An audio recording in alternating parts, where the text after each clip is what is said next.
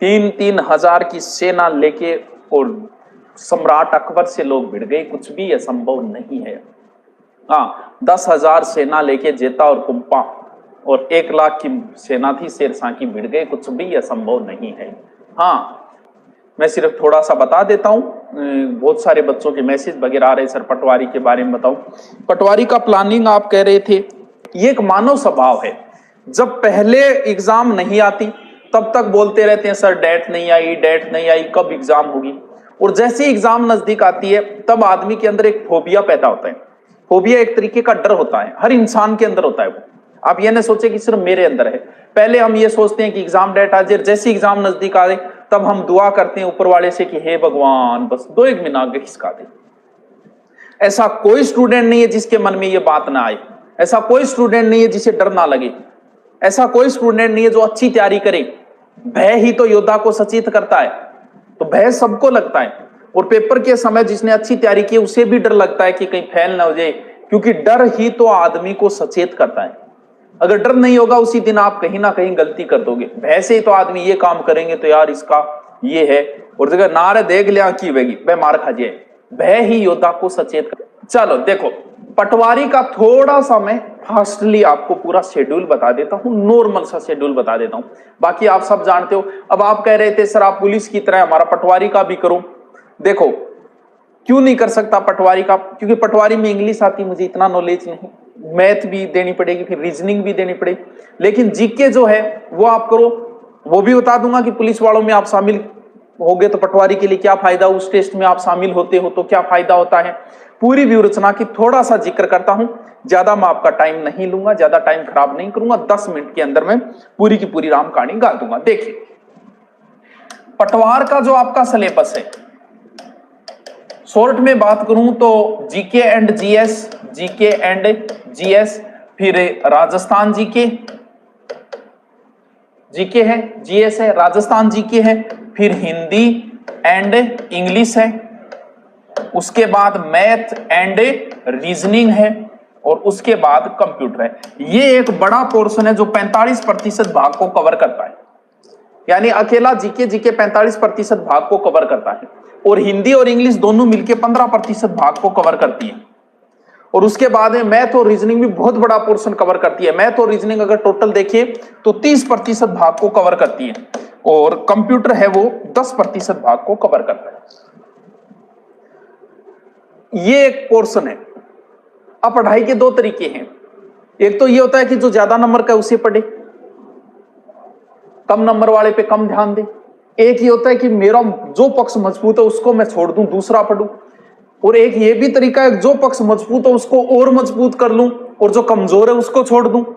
अब क्या ऐसा भी है कि किसी भी सब्जेक्ट में पूरे में से पूरे नंबर लाए जा सकते हैं? जीके में दुनिया का कोई बादशाह नहीं ला सकता। जीके कैसा है, जीके का अध्यापक भी पेपर देने जाए तो वो भी पूरे में से पूरे नहीं ला सकता, क्योंकि ये सब्जेक्ट ही ऐसा है।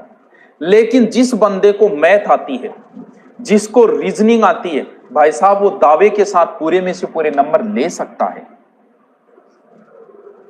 अब जिसको मैथ रीजनिंग आ रही है उसे लगता है कि हां जिसको आती है ना वो पूरे में से पूरे करेगा, उसे सिर्फ अभ्यास की जरूरत है। और जिसको मैथ रीजनिंग आ रही है उसके पटवारी में बहुत अच्छे चांसेस बनते हैं।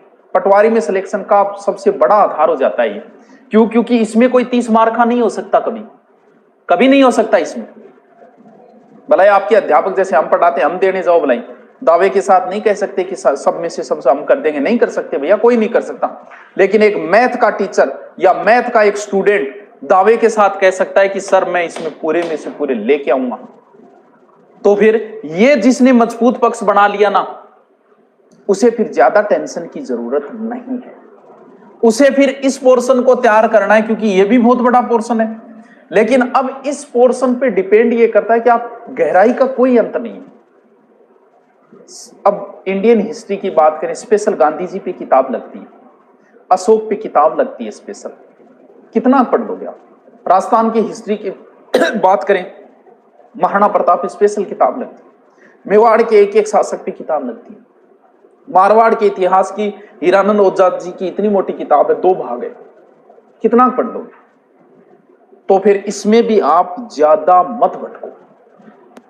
सबसे बड़ी गलती होती है स्टूडेंट की कि वो ये चाहता है कि मैं इतना पढ़ लूं, सारा में मेरे को नहीं बहु सारा पढ़े। अरे नहीं पढ़ सकता, जीके को कोई अंत थोड़ी है।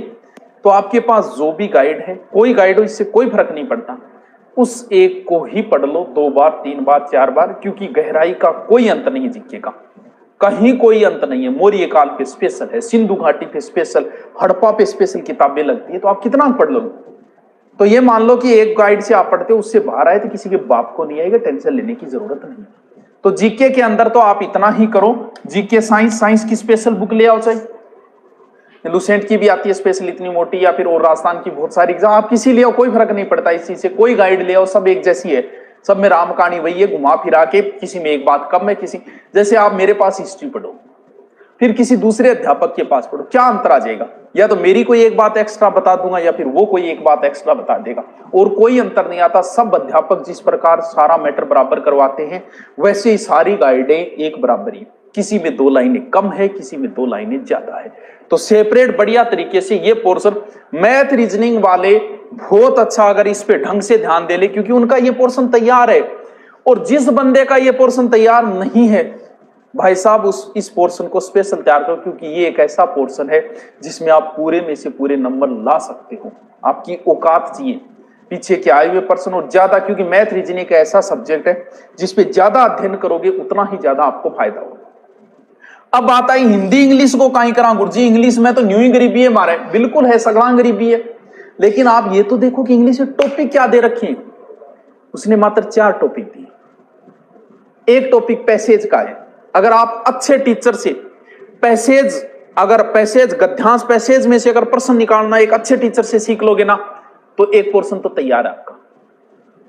तो फिर 2 टॉपिक है, एंटीनिम साइनोन, वो रटने वाले टॉपिक है, मुहावरे लोकोक्ति है, वो समझने वाला है। तो 4 ही तो टॉपिक है, कोई लंबी, उसमें आप 2 को अगर लेके 2 को छोड़ देते हो तो भी आपको, क्योंकि मेरिट कोई सो नहीं जाएगी, पटवारी की मेरिट भी 70 के लमसम रहेगी, ये नहीं सो नहीं जाएगी, कभी नहीं गई। क्यों? क्योंकि पटवार का जीके जो है ना वो अधीनस्थ बोर्ड लेता है दोस्तों।